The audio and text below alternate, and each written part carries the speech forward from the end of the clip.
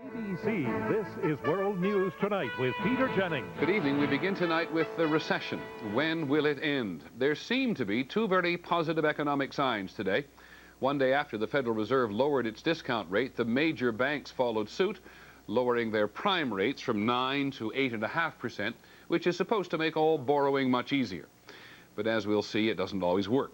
And then there was the index of leading economic indicators, which is supposed to forecast future economic activity, and it was up 0.5% last month. That's the second gain in a row. So does that mean there is light at the end of the economic tunnel? As ABC's Stephen Ogg reports first tonight, not necessarily. One of the reasons the indicators went up in March was a burst of consumer confidence following the end of the Gulf War. But that was only temporary. Consumer confidence went down a bit in April. The same thing happened to another indicator, the stock market, up in March, down in April. 7 of the 11 indicators actually forecast a further downturn in the economy. The most important was a drop in orders to factories for new consumer goods. Also negative, more workers lost their jobs. Those still on the job worked fewer hours, and orders for business equipment fell. So many economists do not predict a robust recovery anytime soon. The economy can start recovering in the summer, but it'll take probably about a year before it's fully recovered back to where it was when the recession began. When a recovery does come, it's likely to be weaker than normal because consumers and businesses are so far in debt they have little money to spend. Business debt has soared nearly 86% over the past 6 years to $3.5 trillion. Consumer debt, now at $738 billion, has grown more than 62%. In many ways, debt is the most significant reason we're not going to have a strong recovery, because it really is decreasing consumer income that they can use for spending. Banks are reluctant to lend more money until some of that debt is paid off. And without more money to spend, there'll be less production, fewer jobs, and a weak economy. Stephen Ogg, ABC News, Washington.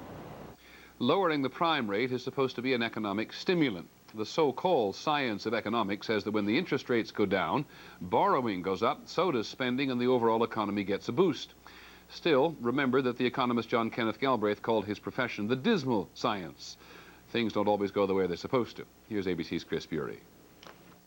The big banks were quick to drop lending rates for their best business borrowers, but many consumers may not see the benefits.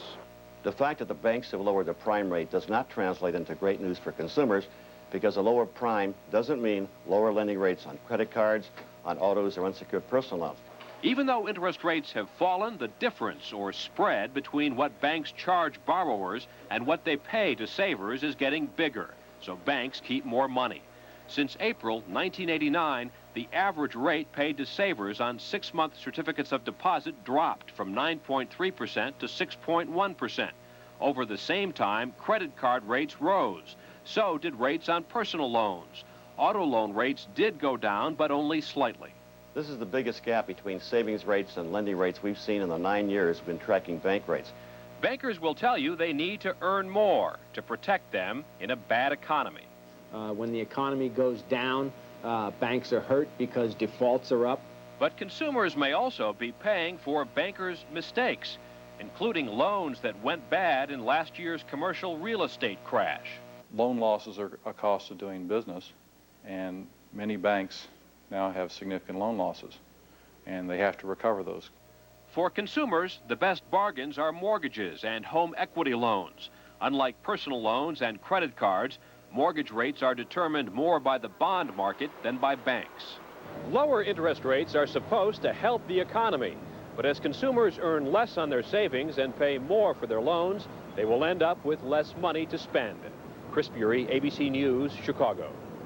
Another sign of weakness in a major industry, spending on construction dropped 1.5% in March, and that wiped out a small advance in February, which had been the first increase in 11 months. In Detroit today, Chrysler reported its first quarter profits. There weren't any.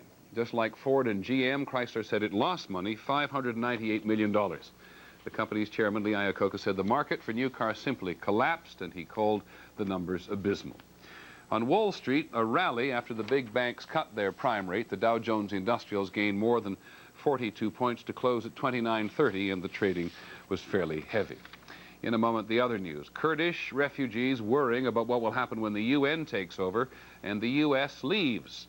On the American agenda tonight, the wisdom of choosing a hospital based on its death rate. And finally, the sounds of spring in Bullitt County, Kentucky. This is World News Tonight with Peter Jennings. Brought to you by Nabisco Shredded Wheat.